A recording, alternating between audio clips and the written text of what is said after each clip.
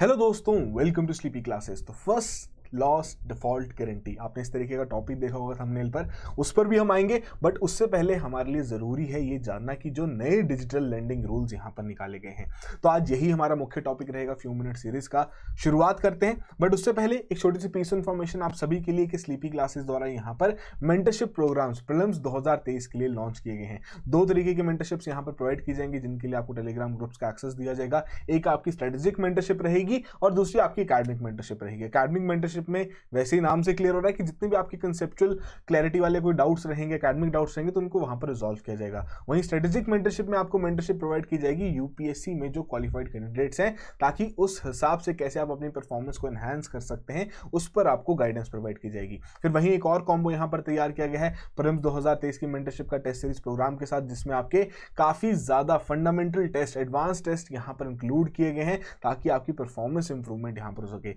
सभी डिटेल्स आपके सामने यहां पर अवेलेबल हैं, जाके चेकआउट कीजिए। यदि कोई भी आपको क्वेरीज रहे तो आप हमारे टोल फ्री नंबर पर कांटेक्ट कर अपनी क्वेरीज को यहां पर रिजॉल्व करवा सकते हैं।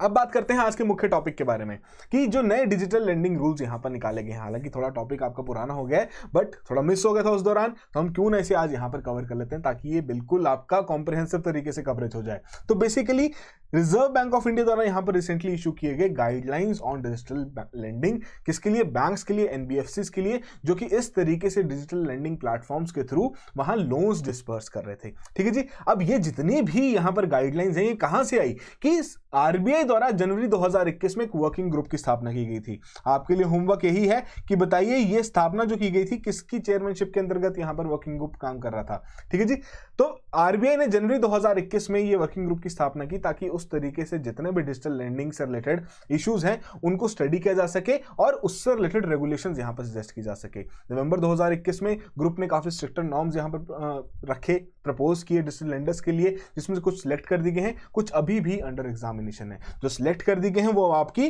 गाइडलाइंस बन चुकी हैं डिजिटल लेंडिंग के लिए। तो क्या क्या बातें रखी गई हैं? बट उससे पहले कि ये डिसीजन अभी क्यों लिया गया, कि क्योंकि हमने देखा पेंडेमिक के टाइम पे भी बहुत सारे आपके ऐसे प्लेटफॉर्म्स थे जो कि ग्रो हुए यहाँ पर, कि लोगों को छोटे छोटे लोन्स की वहां पर अवेलेबिलिटी थी, तो उस हिसाब से इनकी सप्लाई यहाँ से क्रिएट की गई डिमांड को पूरा करने के लिए, जिसके चलते वहां पर नए नए बिजनेसेस यहाँ पर आपके शुरू हो गए। ठीक है जी। एनबीएफसीज ने यहाँ पर इसके ऊपर काम किया, बैंक्स ने काम किया, या आपके फिनटेक प्लेटफॉर्म्स ने यहाँ पर उन पर काम किया, जिसके चलते हमने एक नया सेगमेंट यहां पर डिजिटल लेंडिंग का उभरते हुए देखा। अब बेसिकली इसमें काफी सारे इश्यूज यहां पर इवॉल्व हो रहे थे कि किस तरीके से लोन की रिकवरी करनी है, कि कहीं अगर आपकी डिफॉल्ट पेमेंट्स हो रही हैं तो कैसे उसको रिकवर किया जाएगा। फिर उसके अलावा काफी सारे ऐसे प्लेटफॉर्म्स थे जो कि बहुत ही हाई इंटरेस्ट रेट्स यहां पर चार्ज कर रहे थे बोरोअर से। ठीक है जी। फिर जो डेटा प्राइवेसी वो यहां पर ब्रीच हो रही थी। तो काफी सारे इश्यूज प्रेजेंट थे, जिनको मद्देनजर रखते हुए काफी समय से जितने भी हमारे स्टेक होल्डर्स और जो इंडस्ट्री एक्सपर्ट्स हैं, उन्होंने बिल्कुल आशा बनाई हुई थी, एंटिसिपेट किया हुआ था कि इस तरीके के नॉर्म्स तो यहाँ पर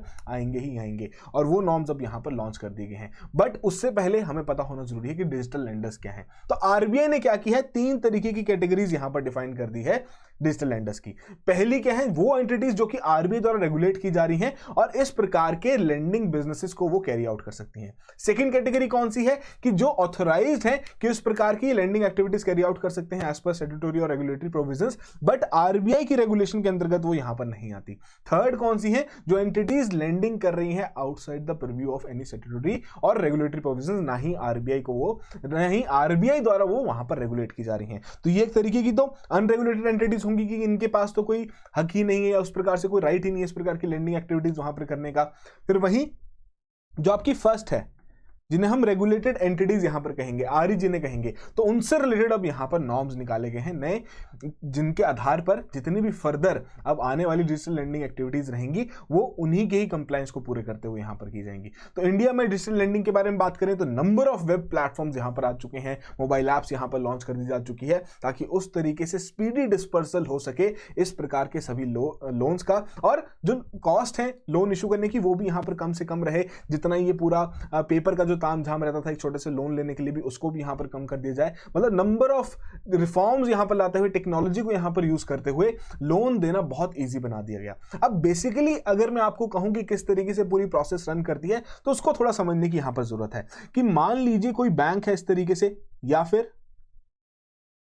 कोई एनबीएफसी है। अब ये भाई साहब हमारे कंज्यूमर ठहरे, इनको लोन चाहिए, तो बीच में कौन है? बीच में है एलएसपीज, लेंडिंग सर्विस प्रोवाइडर्स, जो कि मोस्टली आपके इस तरीके के जो फिनटेक प्लेटफॉर्म्स हैं उनके द्वारा ये सर्विसेज प्रोवाइड की जा रही हैं। तो इनका काम यहां पर क्या रहता है कि बेसिकली इन कंज्यूमर एक्विजिशन का काम रहेगा कि कंज्यूमर से रिलेटेड डिटेल्स वहां पर निकालेंगे, उनको थोड़ा प्रोडक्ट्स के बारे में अपना बताएंगे। हालांकि जो लोन रहेगा वो बैंक या फिर एनबीएफसी द्वारा ही वहां पर इशू किया जाएगा, बट एलएसपी वहां पर बहुत इंपॉर्टेंट रोल प्ले कर रहा था और काफी सारे प्लेटफॉर्म्स एलएसपी के ही वहां पर या लेंडिंग सर्विस प्रोवाइडर्स के ही वहां पर शुरुआत में आ चुके थे, ठीक है जी। उस तरीके से वो ग्रो भी कर रहे थे। बट अब ये जो एलएसपीज हैं किस तरीके से यहां पर फीस चार्ज कर रहे हैं, कितना ये यहां पर जो कंज्यूमर है या जो बोरोवर है वो दे रहा है इनकी फीस, या बैंक देगा, एनबीएफसी देगा, तो इनमें काफी सारे डाउट्स हैं जो कि अब क्लैरिफाई यहां पर कर दिए जा चुके हैं, ठीक है जी। अब किस तरीके से यहां पर करेंगे उसको हम थोड़ा बहुत यहां पर समझने की कोशिश करेंगे। तो नए रूल्स में क्या बात रखी गई है? सबसे पहली बात कि जितने भी लोन डिस्पर्सल्स यहां पर होंगे, जो भी रिपेमेंट्स होंगी,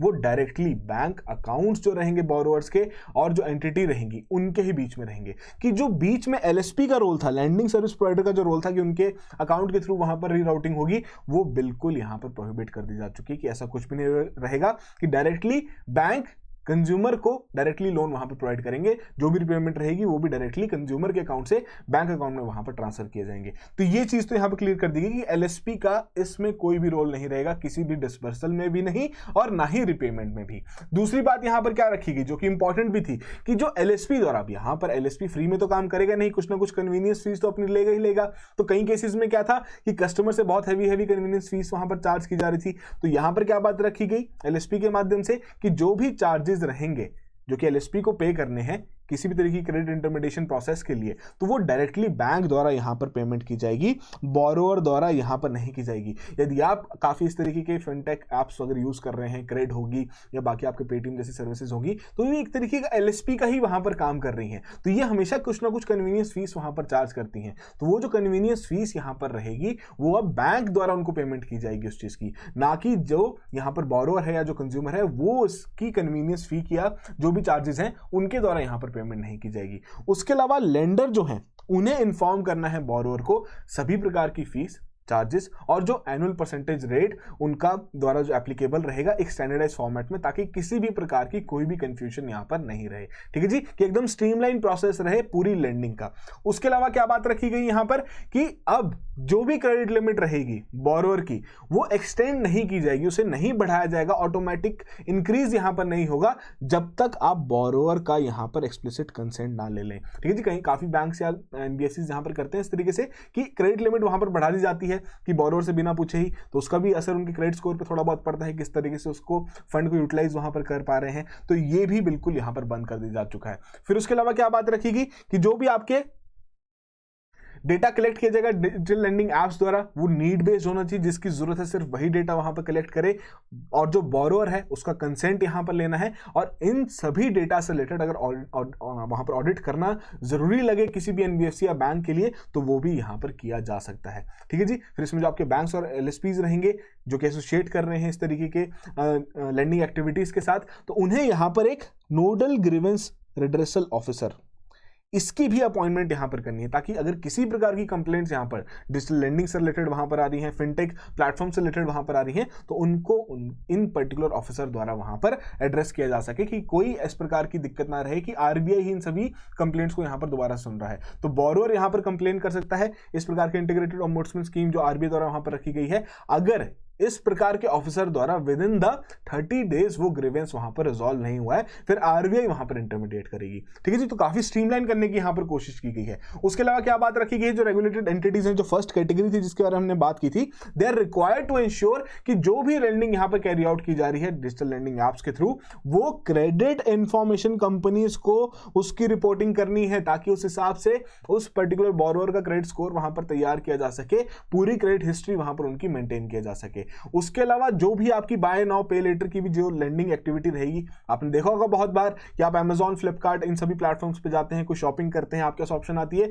कि अभी आप खरीद लीजिए, ठीक है जी, पेमेंट इसकी बाद में कर देना, ठीक है जी, 10 दिन बाद कर देना, 15 दिन बाद कर देना, तो वो भी एक तरीके का शॉर्ट टर्म वहां पर लोन ही दिया जा रहा है, तो उसकी भी जो रिपोर्टिंग रहेगी वो आपकी क्रेडिट इंफॉर्मेशन कंपनीज को डेफिनेटली यहां पर की जाएगी। Amazon पे लेटर उसका एक एग्जांपल यहां पर हो गया, ठीक है जी। तो ये नए रूल्स यहां पर निकाले गए हैं। उसके अलावा कूलिंग ऑफ पीरियड यहां पर रख दिया जा चुका है कि आपके जितने भी डॉक्यूमेंट्स रहेंगे उसमें आपको मेंशन करना है, एक जो लेंडर रहेगा उसको मेंशन करना है कि आपका इतना टाइम पीरियड है, अगर उसके अंतर्गत आप अपना पूरा लोन चुका देते हैं तो आपको कोई भी एक्स्ट्रा पेनल्टी यहां पर चार्ज नहीं की जाएगी। मतलब कि यहां कोशिश की गई है जो पूरी प्रोसेस है डिजिटल लेंडिंग की उसको बिल्कुल स्ट्रीमलाइन यहां पर बना दिया जा चुके हैं। तो ये इंपॉर्टेंट रूल्स हैं जो कि आपको प्रीलिम्स में डायरेक्टली पूछे भी जा सकते हैं, पहले मिस हो गए थे, बट हमारा ऑब्जेक्टिव यही रहता है कि कोई भी टॉपिक ऐसा अनटच ना रहे, तो इसीलिए आज हम यहां पर इसको डिस्कस कर रहे थे। फिर यहां पर जो एक इंपॉर्टेंट टर्म यहां पर सामने आई थी, फर्स्ट लॉस डिफॉल्ट गारंटी।